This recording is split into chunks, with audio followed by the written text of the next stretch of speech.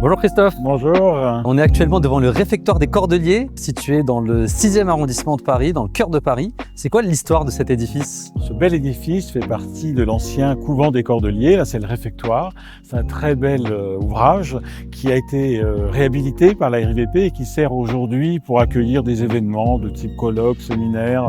On a eu le droit aussi à la Fashion Week. Mais c'est surtout un très bel exemple de la capacité de la RIVP à faire de la réhabilitation patrimoniale. La régie immobilière de la ville de Paris a fêté ses 100 ans l'année dernière. C'était l'occasion de célébrer celles et ceux qui ont contribué à ce succès, mais également celles et ceux qui en ont bénéficié.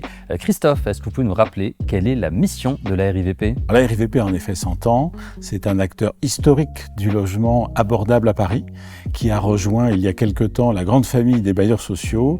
Et la RIVP gère aujourd'hui 65 000 logements à peu près dans Paris et en première couronne. Et la RIVP, elle joue un rôle essentiel, notamment via sa direction dédiée à l'immobilier d'entreprise, en proposant des lieux innovants, créatifs et solidaires. DDGIE qui a d'ailleurs fêté ses 10 ans, bon anniversaire. Est-ce que vous pouvez, Christophe, nous rappeler quel était l'objectif de cette direction quand elle a été créée? Cette direction, elle a été créée sous l'impulsion notamment de la ville de Paris. L'idée, c'était de regrouper dans une direction dédiée des immeubles pour accueillir en effet des artisans, des start-up, des structures de l'économie responsable, on va dire, et d'utiliser le savoir-faire de la gestion immobilière de la RIVP dans ce patrimoine. Voilà, et donc ça fait 10 ans qu'aujourd'hui nous existons. Et avec ces lieux événementiels, ces incubateurs de start-up ou ces sites dédiés à la formation, la DDGE, elle s'inscrit au cœur des enjeux de la ville de Paris, notamment en termes d'économie sociale et solidaire. Grâce à la RIVP, on peut permettre à des acteurs de l'économie sociale et solidaire d'accéder à des locaux d'activité à des prix accessibles. On sait que les acteurs de l'économie sociale et solidaire, ils n'ont pas les moyens de payer des loyers au prix du marché.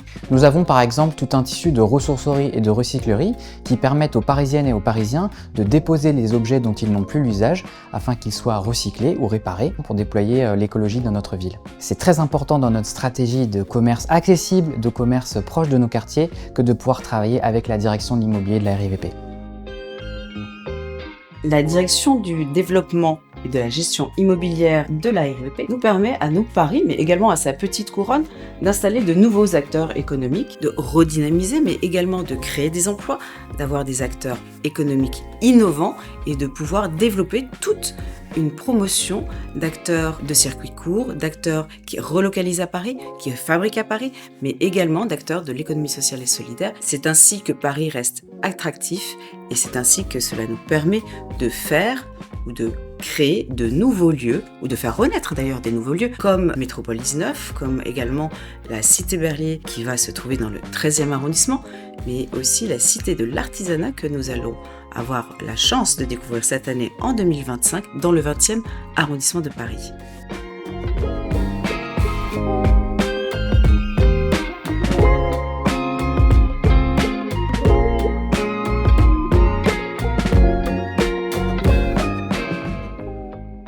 Et pour gérer les 60 sites et plus de 210 000 m², l'enjeu, on le sait évidemment, c'est d'avoir une équipe dédiée qui puisse couvrir tous les projets. Que peut-on dire sur l'ADN des 40 professionnels qui s'occupent de la gestion immobilière, de la gestion locative et de la gestion commerciale? C'est en effet une équipe qui regroupe l'ensemble des activités pour gérer ce type de patrimoine, de la commercialisation, de la gestion du technique, mais aussi de la proximité d'ailleurs avec des managers de sites.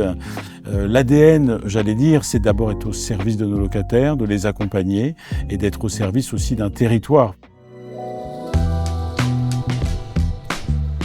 Je m'appelle Xavier Surena, je suis contrôleur de gestion à la DDGIE. Je suis Fabienne Davoust, je suis assistante de Christophe Gerben. Je m'appelle Elodie Amen, je suis responsable contentieux. Je m'appelle Frédéric Canicati, je suis responsable des managers de site. Je m'appelle Anne-Gaëlle Huen, je suis responsable du service commercialisation et gestion immobilière.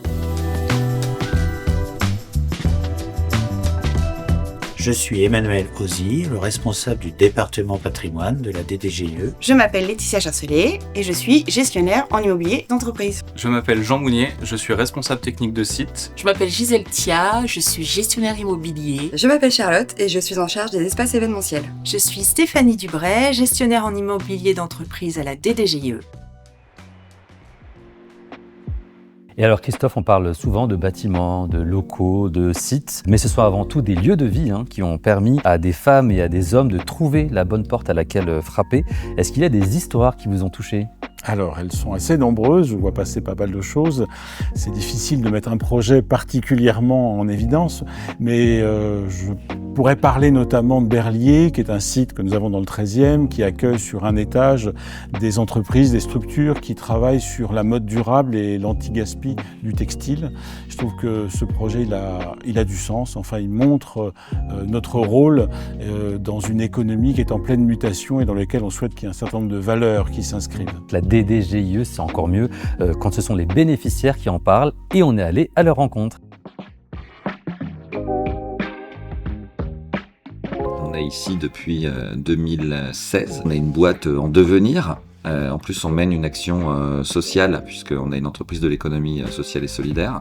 Et donc, il y a pas mal de défis. Depuis qu'on est locataire, la RIVP a toujours été vraiment à notre écoute. Aussi bien dans des périodes qu'on a pu avoir difficiles, où on a eu l'accompagnement nécessaire pour les traverser, que dans des moments où en fait l'entreprise s'apprête à avancer et doit prendre des risques. Dès lors qu'on proposait des solutions et qu'on les respectait, finalement, on a toujours pu avoir cet accompagnement exceptionnel qui a joué pour beaucoup dans ce qu'on est devenu aujourd'hui.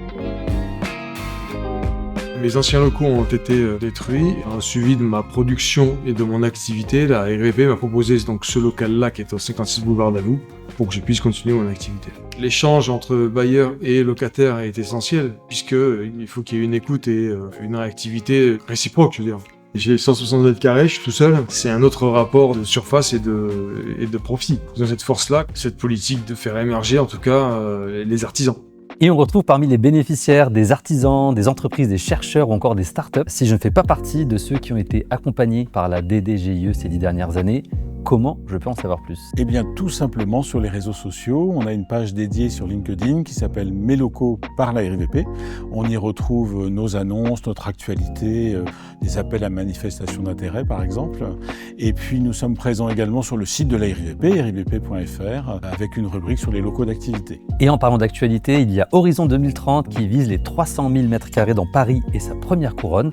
Que peut-on vous souhaiter pour les 10 prochaines années ? Eh bien, tout d'abord de garder notre agilité pour nous adapter à un territoire qui est en pleine évolution, notamment en termes de transport, ce qui explique notre croissance en dehors de Paris, avec quelques livraisons dans les départements du Val-de-Marne notamment, et de s'adapter aussi aux nouvelles consommations de bureaux, puisque le temps du travail a beaucoup évolué ces dernières années. Et vous, collaborateurs de la DDGIE, que peut-on vous souhaiter pour les 10 prochaines années ? Je souhaite de tout cœur de très beaux projets à la DDGIE. Je souhaite à la DDGIE de poursuivre sur cette belle lancée avec des projets encore plus ambitieux. Je souhaite à la DDGIE prospérité et un bel épanouissement. Je nous souhaite plein de nouveaux immeubles, de nouveaux projets et beaucoup de locataires. Je souhaite à la DDGIE plein de nouveaux beaux locaux. Et je nous souhaite dans 10 ans d'être devenu un acteur majeur de l'immobilier d'entreprise. Je souhaite à la DDGIE beaucoup plus de visibilité sur le marché de l'immobilier d'entreprise.